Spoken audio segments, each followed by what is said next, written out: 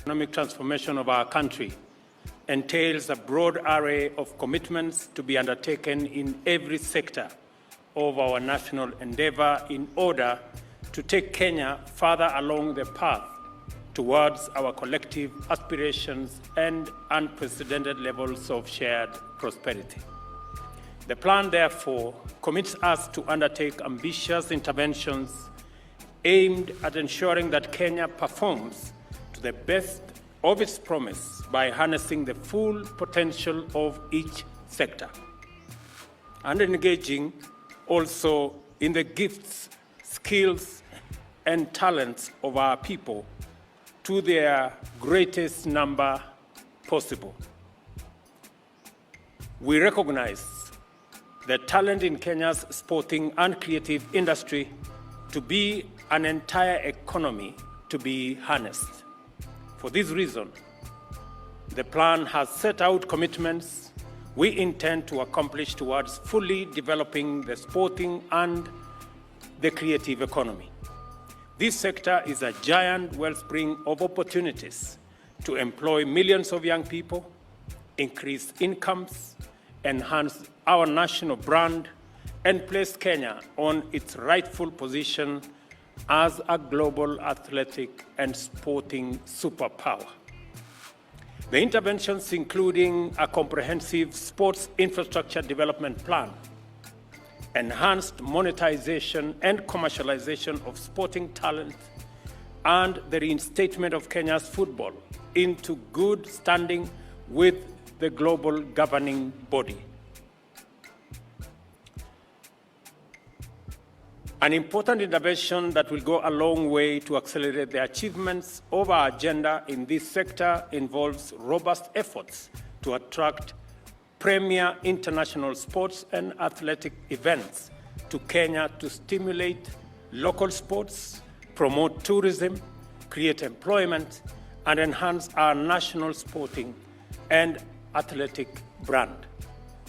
Kenya has made various bids to host global events, and as recently as last week, we hosted the Kip Keino Classic, an international track and field meet affiliated with World Athletics Continental Tour Gold Series, named after, obviously, our legendary Kenyan Olympian, Kipchoge Keino.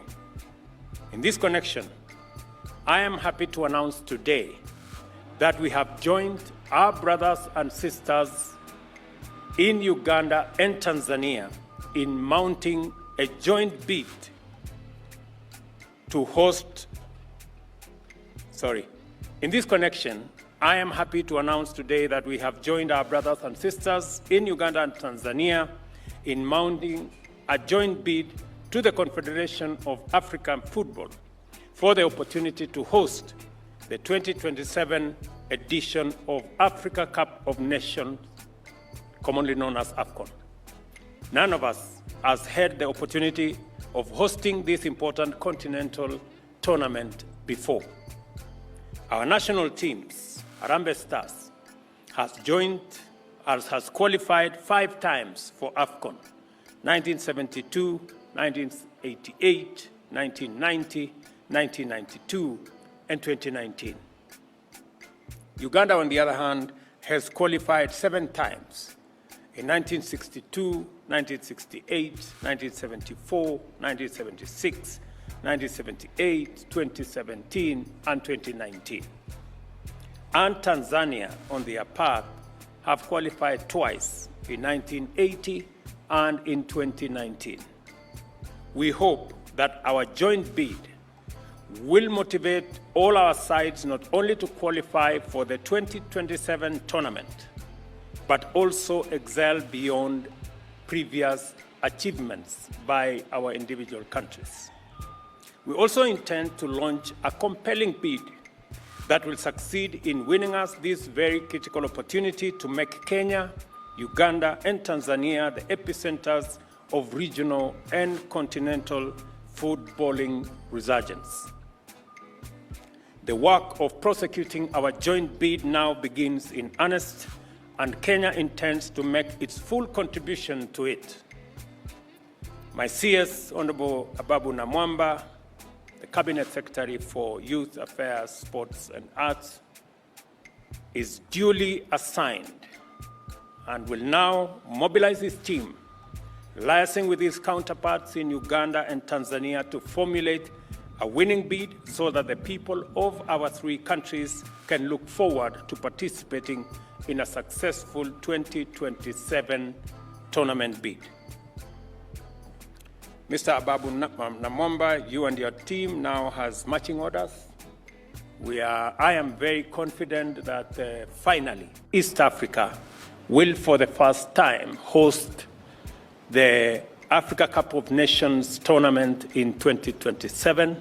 We know that we have competitors across the African continent, but I am very confident that this bid that brings together the solidarity of the East African countries, Tanzania, Uganda, and Kenya, together to jointly co-host this bid, will be a success.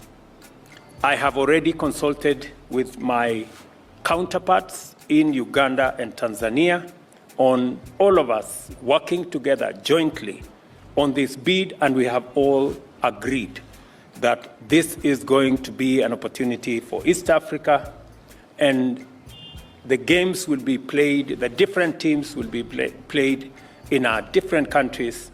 We will work on the mechanics, we will work on the timetable, and we will work on ensuring that we are all ready for this tournament when it finally happens.